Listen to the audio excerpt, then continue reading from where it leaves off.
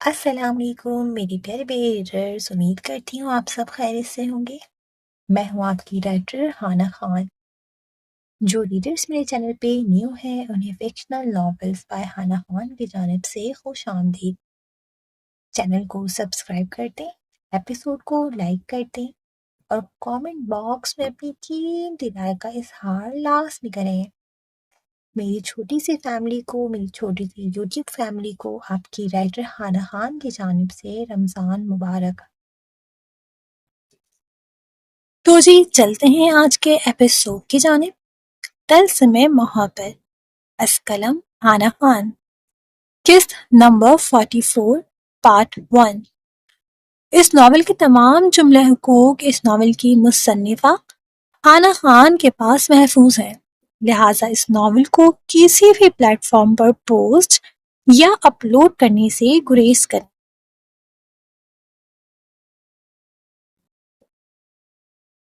تم بھی ہمارے ساتھ آؤ گے اذہان؟ وفا اور پریحان جو پارکنگ ایریا میں گاڑی سے اتر رہی تھیں، اذہان کو بھی گاڑی سے اترتے دیکھ کر بے ساختہ ہی وفا اس سے پوچھ بیٹھی۔ انہیں یہی لگا تھا کہ اذہان انہیں ڈراپ کر کے اپنے دوست کو پک کرنے ایئرپورٹ چلا جائے گا۔ جی بھابی جان، ایسا ہی ہے۔ آپ کے پیا جی کے سخت قسم کے آرڈر ہیں کہ ان کی جان کو اکیلا نہ چھوڑا جائے۔ وفا کے پوچھنے پر اذہان نے آنکھیں گھما کر شرارت سے کہتے وفا کو چھیڑا، جبکہ اذہان کے اس طرح کایان کا حوالہ دے کر چھیڑنے پر وفا چھیپتے ہوئے سرخ پڑی تھی، جبکہ اذہان کہکا لگا کر ہنس دیا۔ پریحان کو یوں اپنا اس قدر اگنور ہونا زہر لگا تھا۔ او دیدا، آپ تو اپنے پیا جی کے نام سے ہی سرخ ہو رہی ہیں۔ اذہان کی زبان میں مزید کھجلی ہوئی تھی تو وفا کو مزید چھیڑا۔ پٹ جاؤ گے اب تم مجھ سے اذہان کے بچے۔ وفا نے آگے آگے چلتے اذہان کے بازو پر مکہ جڑا تھا۔ ہائے، کہاں سے آ گئے میرے بچے؟ ابھی تو میری خانم نے آنا ہے، اس کے بعد بچے آئیں گے۔ شاید آج اذہان کا موڈ کچھ زیادہ ہی اچھا تھا، تبھی آج وہ کچھ زیادہ ہی چہک رہا تھا۔ وفا نے بے ساختہ دل میں اس کی نظر اتاری، جبکہ پریحان کے گال بے اختیار ہی سرخ پڑے تھے۔ دوسری طرف اذہان جس نے پیچھے مڑ کر اپنا دکھڑا سنایا تھا، پریحان کو سرخ پڑتے دیکھ کر لب دبا گیا۔ اسے مزہ آ رہا تھا جیسے۔ شرم تو نہیں آتی نا؟ وفا نے نفی میں سر ہلاتے پریحان کا ہاتھ تھامے، اذہان کے پیچھے پیچھے چلتے اسے شرم دلانے والے انداز میں پوچھا، جس پر اذہان ہنستے ہوئے نفی میں سر ہلا گیا۔ پیچھے ہی ان کی سیکیورٹی کے لیے گارڈز بھی ان سے کچھ فاصلے پر چل رہے تھے۔ اگر میں کہوں تمہاری گڑیا حیات ہے اور بالکل ٹھیک ہے تو؟ داعش نے کچھ لمحوں کے توقف کے بعد نرمی سے نوران کا سر تھپتھپاتے نم آواز میں شفقت سے کہا، جس پر نوران نے نم بھیگی شہد رنگ آنکھوں کو اٹھا کر حیرانگی اور بے یقینی کی ملی جھلی کیفیت سے داعش کی جانب دیکھا۔ کیا یہ کیا کہہ رہے ہیں آپ انکل؟ میری بہن زندہ ہے؟ نوران نے داعش کا ہاتھ تھامتے خوشی اور حیرانگی کی ملی جھلی کیفیت میں پوچھا تھا، جس پر جہاں داعش اسوات کی صورت سر ہلایا، وہیں شاویز نے بے ساختہ ہی نوران کے اچانک سے چمکتے چہرے سے نظریں پھیری تھیں۔ جی گڑیا، آپ کی گڑیا حیات ہے اور اس نے سردار یزدان خان زادہ کی امان میں اور اس کی شفقت کے سائے میں پرورش پائی ہے۔ برسوں پہلے آپ کی مورے نے عفاف گڑیا کو دانی کی امان میں دیا تھا۔ شہروز نے اپنی جگہ سے اٹھتے نوران کے آنسو صاف کرتے شفقت سے کہا، جبکہ اتنی بڑی خوشخبری سن کر نوران تو جیسے کھل ہی چکی تھی۔ اس بات کا اندازہ صاف اس کے چمکتے چہرے سے لگایا جا سکتا تھا۔ آپ سچ کہہ رہے ہیں انکل، میری گڑیا ٹھیک ہے؟ او میرے خدا، مجھے لگتا تھا میں اس دنیا میں اکیلی ہوں، مگر نہیں، میرا رب رحمان و رحیم ہے، وہ اپنے بندے کو اس کی برداشت سے زیادہ نہیں آزماتا۔ میرے پروردگار آپ کا لاکھ لاکھ شکر ہے۔ نوران تو جیسے جھوم ہی اٹھی تھی، اس کی بہن زندہ تھی۔ انکل، کیا میں اپنی گڑیا سے مل سکتی ہوں پلیز؟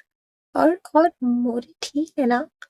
وہ کہتے ہیں نا کہ جب انسان کی کوئی خواہش پوری ہو جائے تو وہ اس سے زیادہ کی خواہش کرتا ہے۔ یہی حال نورائن ابراہیم ملک کا بھی تھا۔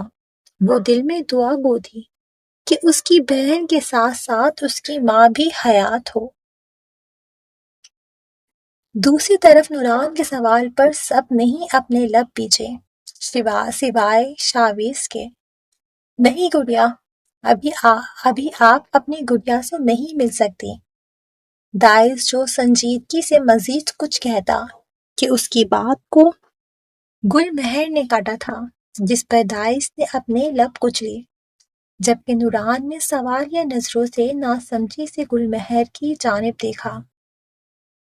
اصل میں بیٹا عفاف پڑھائی کے لیے سوات سے باہر گئی ہوئی ہے، وہ اس وقت سوات میں نہیں ہے، مگر جلد واپس آ جائے گی، آپ فکر نہیں کرو۔ گل مہر نے ایک سانس میں کہتے بات سنبھالنے کی کوشش کی، جس پر نوران سمجھتے ہوئے سر ہلا چکی تھی۔ اور میری موم، وہ بھی ٹھیک ہے نا؟ اب کے نوران کے لہجے میں ایک خاص ہی تھی، جس پر گل مہر نے اس کا ماتھا چومتے اسے اپنے سینے سے لگایا۔ نہیں میرا بچہ، وہ بہت زخمی تھی۔ دانی لالا کے عفاف کو اپنے امان میں لیتے ہی وہ خالق کے حقیقی سے جا ملی۔ بس شاید قسمت کو یہی منظور تھا۔ گل مہر کے انداز میں محبت ہی محبت تھی، جس پر نوران کی آنکھوں میں آنسو سے چمکے تھے۔ جبکہ شاویز نے داد دینے والی نظروں سے نوران میڈم سے سب کو پیار بٹولتے دیکھ رہا تھا۔ کہیں نہ کہیں اسے افسوس بھی ہوا تھا۔ کوئی تو راز تھا ابراہیم ملک کی موت کا۔ شاویز نے سنجیدگی سے سوچتے گہری سانس لی۔ جو بھی تھا، اب ملکوں کا نوران اور عفاف تک پہنچنا ناممکن ہی تھا۔ شاویز کی آنکھوں میں واضح چمک دوڑی تھی۔ ہر انسان کی زندگی کا ایک مقصد ہوتا ہے، اور شاویز اب سمجھ چکا تھا کہ اس کی زندگی کا مقصد اس شہد رنگ آنکھوں والی لڑکی کی حفاظت کرنا ہے۔ شاویز کی نظروں کا مرکز اب نوران ملک تھی۔ میرے خیال میں اب ہمیں حویلی کے لیے نکلنے کی تیاری کرنی چاہیے، واپس پہنچتے پہنچتے بھی وقت لگے گا۔ ابتسام کی سنجیدہ آواز پر گل مہر سمیت سب نے ہی اسوات کی صورت سر ہلایا، جبکہ شاویز نے ملازمہ کو اشارہ کرتے کھانے کے لیے کچھ لوازمات کا انتظام کرنے کا کہا۔ سفر لمبا تھا تو اس کا ارادہ سب کے ساتھ کھانا کھا کر روانہ ہونے کا تھا۔ ابتسام کے پاس نوران کیسے پہنچی، یہ سوال ادھورا ہی رہ گیا تھا۔ عفاف جو چادر سے چہرہ ڈھکے مزے سے ادھر سے ادھر گھومتی شاپنگ کرنے میں مصروف تھی کہ اچانک سے سامنے آتے لمبے چوڑے شخص کے چٹانی سینے سے بری طرح ٹکرائی تھی۔ عفاف کو اپنی آنکھوں کے سامنے ستارے ناچتے محسوس ہوئے۔ اس نے سر سہلاتے شہد رنگ آنکھوں کو چھوٹا کر کے اپنے سامنے چٹان کی مانند کھڑے وجود کو دیکھنے کے لیے ابھی نگاہیں اٹھا ہی تھیں کہ ایک دم سے اس انجان شخص کو اپنے بازو تھامتے گھسیٹتے دیکھ کر وہ ایک دم سے بھوکلائی تھی۔ وہ جو ابھی ایک آفت سے نہیں سنبھلی تھی کہ اس اچانک پیش رفت ہوتی صورتحال سے بری طرح لرزی تھی۔ چھوڑو، کون ہو تم؟ بچاؤ! وہ جو ہوش میں آتے خود کو چھڑوانے کے لیے بری طرح جھٹپٹائی تھی کہ اس انجان شخص کو اپنے آپ کو گھسیٹتے ہوئے ایک اندھیری جگہ پر لا کر اور اپنی پشت کو دیوار سے ٹکتے دیکھ کر بری طرح چیخی تھی۔ دوسری جانب وہ ہوڈی پہنے کھڑا لمبا چوڑا شخص جو آفاف کے گرد دیوار پر اپنا ایک ہاتھ جما کر جبکہ دوسرے ہاتھ سے آفاف کا بازو تھامے باہر کی جانب محتاط نظروں سے دیکھ رہا تھا کہ آفاف کے ایک دم سے چیخنے پر اس نے جبڑے بھیجتے تیزی سے اس کے نازک گلابی لبوں پر اپنا مضبوط ہاتھ رکھتے اس کے کان کے قریب جھکا تھا۔ شش! اپنے اتنے قریب گمبھیر آواز میں کی گئی سرگوشی پر آفاف کے وجود بری طرح لرزا تھا۔ دوسری طرف سیاہ جینز اور سیاہ ہوڈی میں ماسک لگائے شخص نے مزید جھکتے جیسے آفاف کے وجود سے پھوٹتی سندلی خوشبو میں گہرا سانس بھرا تھا۔ اس شخص کی گئی اس حرکت پر آفاف کا وجود جیسے پسینے سے تر ہوا تھا، اس کا دل خوف سے سکڑا تھا۔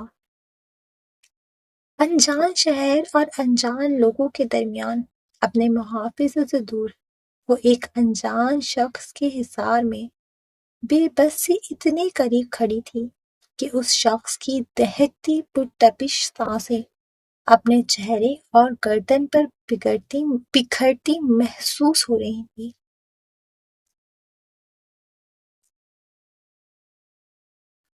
آفاف سر ادھر ادھر پٹکتی بری طرح سے مچلی تھی جس پر اس شخص کی نیلی آنکھوں میں کچھ ناگواری سے پھیلی تھی، جیسے اسے آفاف کا یہ احتجاج پسند نہ آیا ہو۔ اس شخص نے بے ساختہ ہی آفاف کی گردن پر ماسک میں چھپی مغرور ناک پریس کی تھی، جس پر آفاف کا نازک وجود زلزلوں کی زد میں آیا تھا۔ کیسا سیلف ڈیفینس اور کون سا سیلف ڈیفینس؟ اس وقت آفاف کے اعصابوں پر ایک عجیب سا خوف سوار تھا۔ اس کا دماغ اس وقت مکمل بلینک ہو چکا تھا۔ آفاف کی دھڑکنوں کو خوف سے بری طرح اپنے سینے میں دھڑکتے محسوس کرتے وہ شخص نہ چاہتے ہوئے بھی اپنا چہرہ آفاف کی خوشبو میں بسے وجود سے دور کر چکا تھا۔ اس شخص کو خود سے کچھ فاصلے پر ہوتے دیکھ کر آفاف کی جان میں جان آئی تھی۔ اس نے اپنی خوف سے پرشہد رنگ آنکھوں کو پھیلا کر اس شخص کی جانب دیکھنے کی کوشش کی جس کی صرف گہری نیلی آنکھیں ونڈو سے آتی روشنی کی وجہ سے واضح ہو رہی تھیں، جن میں اس وقت سرخ ڈورے سے تیر رہے تھے، جن کی نظروں کا مرکز آفاف کے اپنے ہاتھ کے نیچے چھپے لب تھے۔ آفاف کے گلے میں گلٹی سے ابھر کر مدھم ہوئی تھی۔ وہ کہاں پھنس گئے تھے؟ آفاف نے نظریں گھما کر ارد گرد دیکھا، شاید کوئی چیز مل جاتی اسے اس دیو کے قید سے آزاد ہونے کے لیے، مگر شہد رنگ آنکھوں میں نا امیدی سے تیری تھی، جس پر نیلی آنکھوں والے شخص کے ماسک میں چھپے لب مسکراہٹ میں ڈھلے۔ یہ کوئی انڈر کنسٹرکشن شاپ تھی جس میں اس وقت فی الحال اندھیرا تھا، صرف کھڑکی سے آتی ہلکی سی روشنی میں آفاف سامنے کھڑے ہوڈے کی نیلی آنکھوں کو دیکھ پا رہی تھی، جس کی آنکھوں کا مرکز آفاف کا معصوم چہرہ تھا۔ آفاف کے شہد رنگ آنکھوں میں زریعام خان زادہ کا عکس لہرایا۔ نہیں آفاف، تم ایسے ہار نہیں مان سکتے، تم اپنی خان کی امانت ہو۔ آفاف نے دل میں سوچتے پوری قوت سے اس شخص کی ہتھیلی پر اپنے موتیوں جیسے دانت بری طرح گاڑے تھے۔ شہد رنگ آنکھوں میں ناگوارت کے ساتھ ساتھ انگارے سے دہکے تھے۔ یہ آفاف کی جانب سے خود کو بچانے کی ایک چھوٹی سی کوشش تھی۔ اس شخص کی آفاف کے بازو پر گرفت کافی سخت تھی کہ وہ چاہ کر بھی خود کو چھڑوانے سے قاصر تھی۔ دوسری جانب عفاف کی اس حرکت پر ان نیلی آنکھوں والے شخص نے ماسک میں چھپے انابی لبوں کو سختی سے بیچتے اپنی گراہ روکتے نیلی آنکھوں سے عفاف کو سختی سے گورا تھا، جو دانت کاٹتے جیسے ہٹانا ہی بھول گئی تھی۔ جنگلی بلی سیاہ لباس میں کھڑے شخص نے زیر لب لفظ چباتے ہوئے بڑبڑاتے پہلے نیلی آنکھوں کو چھوٹا کرتے عفاف کو گھورا تھا، مگر پھر ان نیلی آنکھوں میں چمک سی ابھری تھی۔ اب وہ چہرے کو نیچے جھکائے تسلی سے یک ٹک عفاف کی نڈر سی شہد رنگ آنکھوں میں دیکھ رہا تھا۔ عفاف اس انجان شخص کی اس حرکت پر بری طرح سے اس کی گرفت میں مچلی، جس پر ماسک کے پیچھے چھپے انابی لبوں پر شریر سے مسکراہٹ بکھری۔ یہ لڑکی خود ہی اسے اپنی طرف راغب کر رہی تھی۔ عفاف کے مچلنے پر وہ جو عفاف کا بازو تھامے احتیاط کے طور پر اسے اپنے حصار میں قید کیے ہوئے تھا، اس کی نیلی آنکھوں میں مخموریت سی اتری تھی۔ بے ساختہ ہی وہ نیلی آنکھوں والا خوبو شخص عفاف کا ہاتھ اس کی نازک کمر کے پیچھے موڑتے اپنی گرفت اس کے گرد تنگ کر چکا تھا کہ اس کے اور عفاف کے بیچ بچا کچا فاصلہ بھی جیسے ختم ہو چکا تھا۔ اس نیلی آنکھوں والے شخص کی اس حرکت پر عفاف کے وجود میں چونکیاں سی رینگی تھیں۔ اس نے اپنے ہیل پہنے نازک مومی پاؤں کو گھما کر ابھی اس شخص کی ٹانگ پر مارنا ہی چاہا تھا کہ وہ شخص آنکھوں میں ستائشی چمک لیے تیزی سے اپنا گھٹنے کا وزن عفاف کی ٹانگ پر رکھتے اسے بے بس کر چکا تھا، اور اب بڑے ہی مزے سے کھڑا چیلنجنگ نظروں سے اپنی نیلی آنکھوں کو عفاف کی شہد رنگ آنکھوں میں گاڑے اسے چڑھا رہا تھا جیسے۔ دوسری طرف اپنے آپ کو مکمل طور پر اس انجان شخص کی گرفت میں قید ہوتے دیکھ کر عفاف کی آنکھوں میں بے بسی کے مارے نمی چمکی تھی۔ یکلت اس کی شہد رنگ آنکھوں سے نمی چھلکتے اس کے رخسار کی زینت بنتے اس نیلی آنکھوں والے شخص کے مضبوط ہاتھ پر گری تھی، جس پر وہ شخص بدمزہ سا ہوا تھا، مگر آنکھوں کی چمک اب بھی ویسے ہی برقرار سی تھی۔ مجھے تو لگا تم ابھی اور اپنا ہنر دکھاؤ گی۔ عفاف کو سامنے کھڑا شخص کا لہجہ صاف مذاق اڑاتا ہوا لگا تھا، جس پر عفاف اور پھوٹ پھوٹ کر رو دی تھی تو نازک سی لڑکی ہی نا، اس اندھیری جگہ پر لوگوں سے دور ایک انجان شخص کے ساتھ وہ تنے تنہا موجود تھی۔ اس کا وجود اب خوف سے سرد سا پڑنے لگا تھا۔ دوسری جانب جیسے اس شخص کو صورتحال کے گھمبیر ہونے کا احساس ہوا تو وہ بری طرح بوکھلایا تھا۔ لسن، ادھر دیکھو عفاف۔ وہ جو ابھی مزید کچھ بولتا کہ اگلے ہی لمحے عفاف ملک اس کے مضبوط بازوں میں جھول گئی تھی، جس پر اس شخص کی نیلی آنکھوں میں حیرانگی کے ساتھ ساتھ افسوس بھی پھیلا تھا۔ ڈرپوک، اس شخص نے نفی میں سر ہلاتے عفاف کو ایک اور لقب سے نوازتے اس کی چادر اس کے گرد درست کرتے اس کے چہرے کو ڈھانپتے ایک جھٹکے سے اسے اپنے بازوؤں میں اٹھاتے اپنے قدم پارکنگ کی جانب جاتے راستے کی جانب بڑھائے تھے۔ ان قدموں میں ایک استحقاق اور مقبولیت سی تھی۔ اس وقت اذہان کی گاڑی ایئرپورٹ کی پارکنگ میں کھڑی تھی، جبکہ پریحان اور وفا دونوں اندر بیٹھے تھے۔ ارد گرد ہمیں بے تحاشا گارڈز کھڑے تھے، جبکہ اذہان بھی فرنٹ سیٹ پر ونڈ اسکرین پر نظریں ٹکائے سیٹ کی پشت سے ٹیک لگائے بیٹھا تھا۔ اس کا خاص آدمی خود ایئرپورٹ سے اس کے دوست کو ریسیو کرنے گیا تھا۔ وہ خود گاڑی میں ہی موجود تھا، کیونکہ اس سے مجذوب عورتوں کو وہ انجان لوگوں کے بیچ تنے تنہا نہیں چھوڑ سکتا تھا۔ بے شک اس کے گارڈز قابل اعتماد تھے، مگر ایمان بکتے وقت لگتا ہے کیا؟ اور جو حالت اس وقت خانزادوں کے تھے، اس میں کون سا دوست سانپ بن جائے کیا پتا۔ کچھ دیر پہلے ہی وہ لوگ ڈھیروں شاپنگ کرتے ایئرپورٹ پہنچے تھے۔ اذہان ونڈ اسکرین سے نظریں ہٹاتے گاہے بگاہے فرنٹ مرر سے پریہان کے چہرے کو بھی دیکھ لیتا جو اسے مرجھایا مرجھایا سا لگ رہا تھا۔ ابھی اذہان پریہان کے خوبصورت نقوش کو دیکھنے میں ہی مصروف تھا کہ پیسنجر سیٹ کی ونڈو ناک ہوتے دیکھ کر اس کے لبوں پر مسکراہٹ بکھری۔ اگلے ہی لمحے وہ تیزی سے کچھ جھکتے فرنٹ ڈور کھول چکا تھا۔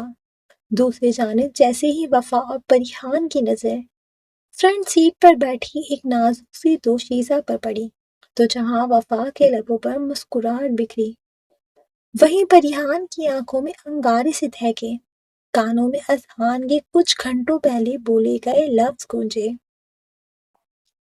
محترمہ آپ فرنٹ سیٹ پر نہیں بیٹھ سکتی، یہ جگہ میری ہونے والی بیوی کی ہے۔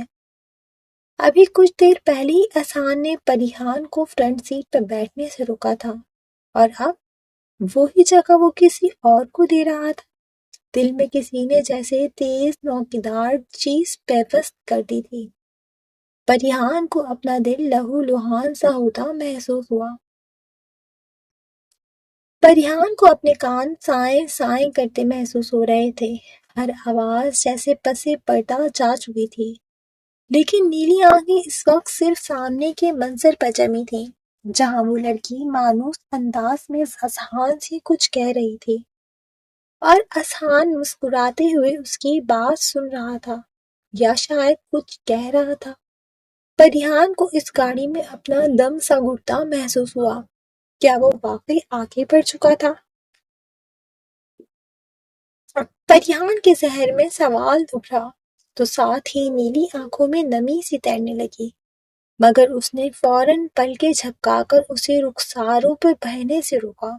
وہ کسی کے سامنے کمزور نہیں پڑنا چاہتی تھی، خاص کر اس ایک شخص کے سامنے جسے اس کی فکر ہی نہیں تھی۔ تو یکلت دل نے جیسے محبوب کے حق میں آواز اٹھائی، تم نے اسے صفائی دینے کا موقع دیا؟ دل کے اٹھائے گئے سوال پر پریہان نے بے دردی سے لب کچلی۔ نیلی آنکھیں لہو رنگ ہونے لگی تھیں تو دماغ نے فوراً دلیل دی، جرم اس نے کیا، صفائی بھی وہ خود تھے۔ پریہان کی نیلی آنکھوں میں کچھ بری طرح چھپا تھا، جہاں دل بری طرح سے تکلیف سے تڑپا تھا وہیں دماغ نے اپنی ہی بات پر مہر ثبت کی۔ وہ ایک بار پھر بغیر پوری بات جانے بدگمان ہو رہی تھی۔ دل پر ایک اور بدگمانی کی تہ برف کی مانند جم چکی تھی۔ اب دیکھنا یہ تھا کہ جب حقیقت پریہان کے سامنے آئے گی تو کیا وہ اپنی اس بدگمانی پر شرمندہ ہو کر اذہان سے نظریں ملا پائے گی، یا اس کی یہی خاموشی دونوں کے درمیان ایسی دیوار کھڑی کر دے گی جسے گرانا دونوں کے لیے ہی ناممکن ہوگا، کیونکہ اکثر بدگمانی اور شک رشتوں کو کھوکھلا کر دیتا ہے۔ کون تھا وہ نیلی آنکھوں والا شخص؟ کیا ری ایکشن ہوگا نوران کا جب ملے گی وہ عفاف سے؟ امید کرتی ہوں ہر ایپیسوڈ کی طرح آپ کو یہ ایپیسوڈ بھی پسند آیا ہوگا۔ چینل کو سبسکرائب کر دیں، ایپیسوڈ کو لائک کر دیں اور کامنٹ باکس میں اپنا آج کا پسندیدہ ڈائلاگ، سین یا کردار لازمی مینشن کریں۔ اب آپ سے ملاقات ہوگی انشاءاللہ جلد ایک نئے ایپیسوڈ کے ساتھ۔ تب تک کے لیے خوش رہیں، آباد رہیں، ہنستے مسکراتے رہیں اور اپنی رائٹر کو دعاؤں میں یاد رکھیں۔ اللہ حافظ۔